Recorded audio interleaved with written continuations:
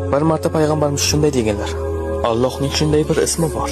Kim bu ismni duosida ishlatsa, duosi ijobat bo'lmay qolmaydi.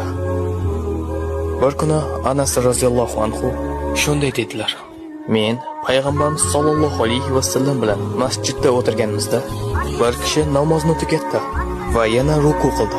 Keyin esa sajda qildi.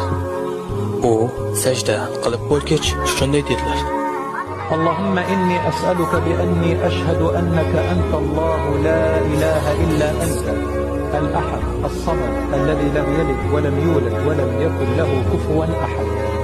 Va u Allohdan so'rashni davom etdi. Payg'ambarimiz o'girildi va u kishiga shunday dedilar: Sen Allohdan uning eng buyuk ismi bilan so'rading.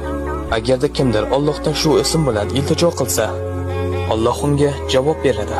Agar kimdir shu ism bilan nimadir so'rasa, Alloh beradi.